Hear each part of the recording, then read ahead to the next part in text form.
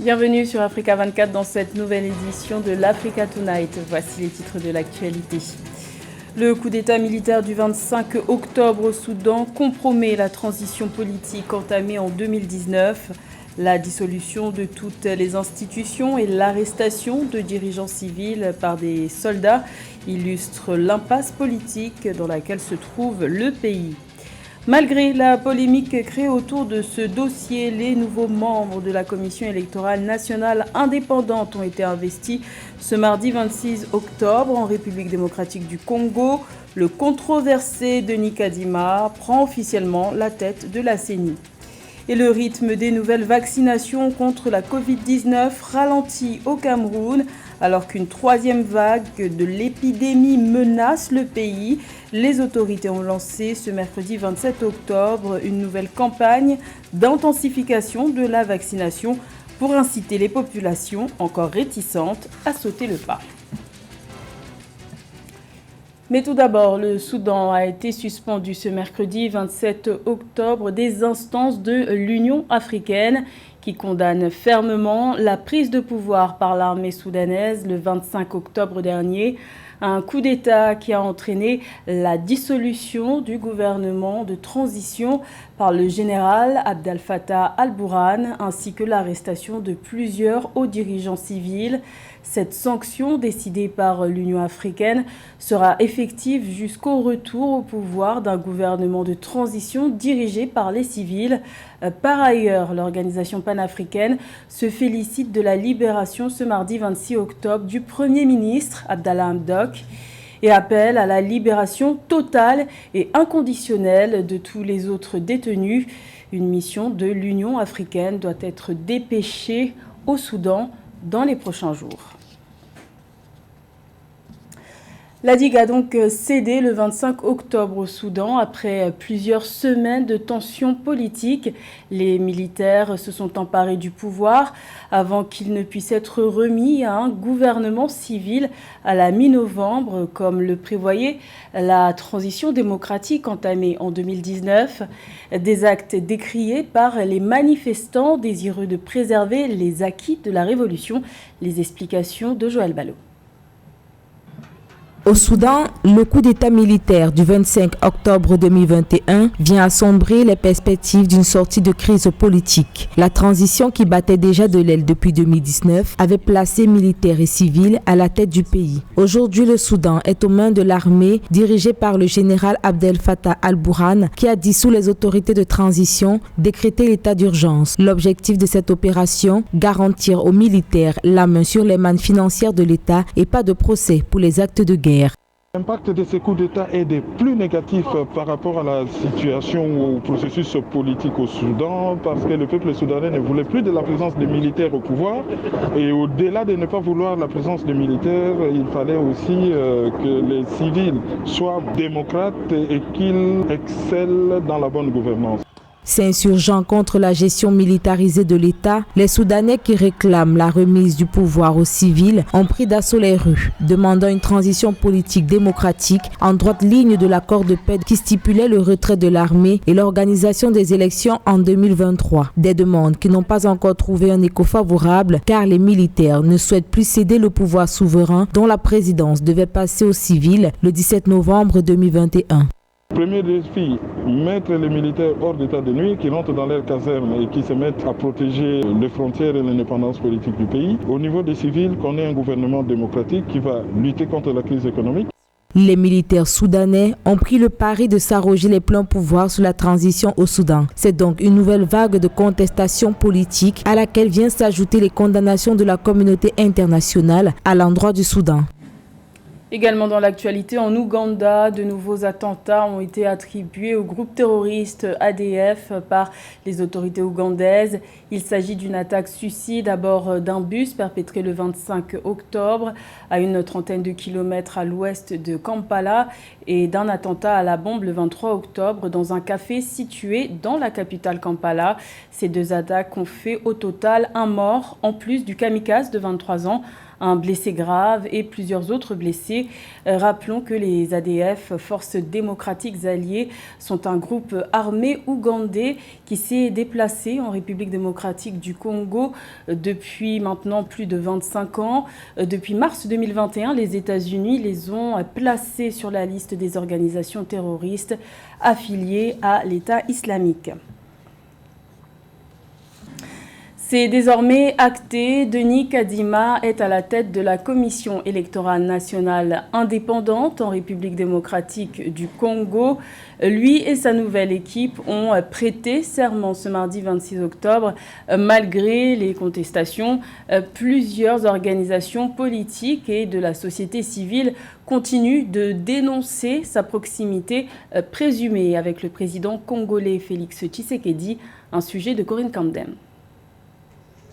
Denis Kadima, nouveau président de la Commission électorale nationale indépendante de la République démocratique du Congo, a prêté serment ce mardi 26 octobre devant la Cour constitutionnelle. Prestation de serment sur fond d'allégations d'irrégularité concernant sa nomination. Nous attendons l'organisation crédible, démocratique et transparente des élections générales en 2023. Lesquelles élections, nous, Union Sacrée, nous voulons les gagner démocratiquement et équitablement, sous le leadership du président Tshisekedi. Les groupes religieux qui sont mandatés par la Constitution pour nommer la direction de la CENI par consensus étaient en désaccord pendant des mois et n'ont pas réussi à atteindre l'unanimité. Ils ont par la suite été ignorés par le Parlement qui a approuvé la sélection de Denis Kadima le 16 octobre. Nous sommes en tout cas en attente d'une élection qui fera une différence parmi tout ce que nous avons eu comme élection dans ces pays. Nous avons eu des élections en 2006, nous avons eu des élections en 2011, nous en avons eu la dernière, ça a toujours eu quelques petites contestations, mais cette fois-ci, je ne dirais même pas petites, dans les élections passées avant les élections de 2018, il y a eu des contestations monstres. Cette fois-ci, nous voulons des élections libres, réellement libres, démocratiques et transparentes. Denis Kadima, un expert électoral avec des décennies d'expérience, est désormais à la tête de la CENI. Un choix qui, selon les analystes politiques, pourrait renforcer la main du président Félix Tshisekedi lors des prochaines élections, mais au risque de saper son intégrité et de briser le soutien au sein de son alliance politique. Il va sans dire que sa nomination est loin de faire l'unanimité. Certains groupes d'opposition et des alliés au sein de la coalition Union Sacrée au pouvoir ont notamment accusé le président Tshisekedi d'avoir forcé la candidature de M. Kadima. La Côte d'Ivoire subit les effets du changement climatique. Des fortes pluies diluviennes s'abattent sur le pays depuis le mois de septembre, une situation qui devrait perdurer jusqu'au mois de novembre. Le seuil critique de précipitation a d'ailleurs engendré la mort de 2 enfants le 22 octobre dans la commune de Yopougon. Reportage de notre correspondant Jnomenio. Les pluies diluviennes ont fait 2 pertes en vies humaines dans la commune de Yopougon, à Abidjan. Marvin Kwasi et Kylian Kwasi, respectivement âgés de 14 ans et 7 ans, ont été emportés ce vendredi 22 octobre par les eaux de pluie au quartier Maroc.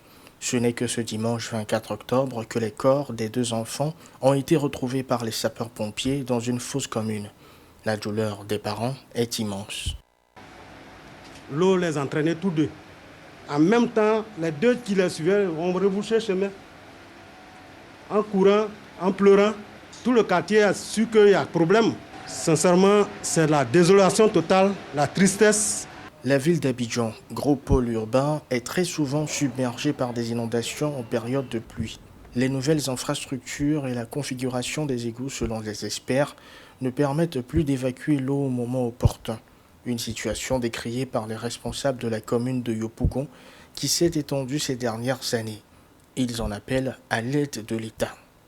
Des écoliers, des enfants qui vont constituer l'avenir de demain meurent pour des pluies, des dégâts que nous pouvons bien éviter. Nous pouvons les éviter normalement parce qu'avant de construire, avant de tracer une route, il faut faire des études. Et il y a des ingénieurs, nous avons tout ce qu'il faut. Bon, je ne sais pas pourquoi cela arrive chaque année. Et lorsqu'il y a des pluies, les gens meurent et on ne fait rien. Vraiment, Je ne sais pas pourquoi cela. Les pluies diluviennes provoquent régulièrement des pertes humaines à Abidjan, métropole de 5 millions d'habitants en croissance continue. Des inondations meurtrières avaient fait 18 décès en 2018 dans plusieurs communes comme à Cocody, malgré d'importants travaux pour curer les canaux d'évacuation d'eau et la destruction des constructions illégales initiées. Le taux de vaccination contre la Covid-19 des populations reste au plus bas au Cameroun. D'après les autorités, le taux de couverture vaccinale sur tout le territoire national est de moins de 1%. Un chiffre bien loin des 80% que les autorités espèrent atteindre d'ici décembre 2021. Pour intensifier le rythme des nouvelles vaccinations, le ministère camerounais de la Santé a décidé de lancer une nouvelle campagne à partir de ce mercredi 27 octobre. Les précisions de Marie-Raphaël Antolo.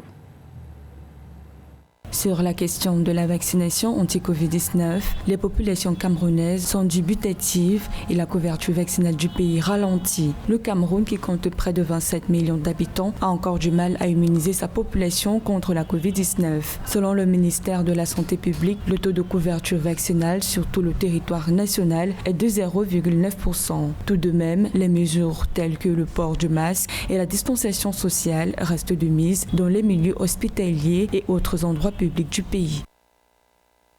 Pour éviter vraiment de se faire vacciner, on dit que on se fie à la pharmacopée traditionnelle, ce qui n'est pas toujours sûr. Ce qui n'est pas sûr, c'est sûr, mais à moitié. Non, il faut que tous et chacun se vaccine. Je pense des marques de cette façon de voir les choses qui ne sont pas scientifiquement prouvées. Les raisons du refus de la vaccination contre la Covid-19 varient d'un citoyen à un autre. Certains citoyens se focalisent sur les idées véhiculées dans les réseaux sociaux, idées selon lesquelles les multiples vaccins ne garantissent pas une protection totale contre les nombreux variants du Covid-19. D'autres évoquent un complot à l'échelle mondiale orchestré par les pays occidentaux contre les populations africaines pour s'accaparer des richesses du continent. Nous pensons que le vaccin, c'est une bonne chose, comme toute forme de maladie, à savoir peut-être les hépatites, la tuberculose et tout ce que nous pouvons savoir. C'est une bonne chose parce qu'il est préventif contre la pathologie dont nous pouvons souffrir. Mais parlant spécialement de la Covid, je pense de mon point de vue que les chercheurs n'ont pas pris suffisamment du temps, ou encore les pays, surtout occidentaux, se sont rapidement jetés dans ce combat-là et en mettant une précipitation sur un vaccin qui, jusqu'à aujourd'hui, on se rend compte que ce vaccin-là supporte toujours des doutes. Dans les 250 centres de vaccination du pays, les populations ont le choix entre les vaccins Sinopharm et Johnson & Johnson, les doses d'AstraZeneca ayant toutes expiré depuis le 23 août 2021. Pour le ministre de la Santé du Cameroun, malgré ce manque d'engouement des populations pour les campagnes de vaccination, l'objectif global de l'introduction des vaccins anti-Covid-19 reste la vaccination d'au moins 80% des populations vulnérables d'ici décembre 2021. À la page sport, les affiches du tour des barrages de la Coupe de la Confédération 2021-2022 sont désormais connues. La Confédération africaine de football a procédé ce mardi 26 octobre à un tirage au sort au Caire, en Égypte. Cette phase qualificative constitue l'ultime chance pour plusieurs clubs de sauver leur saison africaine. Le point avec José Douglas. 16 équipes éliminées en tour préliminaire de la Ligue des Champions sont reversées en Coupe de la Confédération. Mais d'abord, les 16 équipes qualifiées lors des tours préliminaires de la Coupe de la Confédération. RS Berkane, GS Kabylie, Enyamba FC, CS Sfaxien, GS Saoua, Pyramide FC, Al Masri, Gormaya FC, Marumo Ganant FC, Coton Sport de Garoua, Orlando Pirates, Reds Arrows, DC Motema Pembe, Binga FC, GD Interclub. Et voici maintenant les affiches de barrage.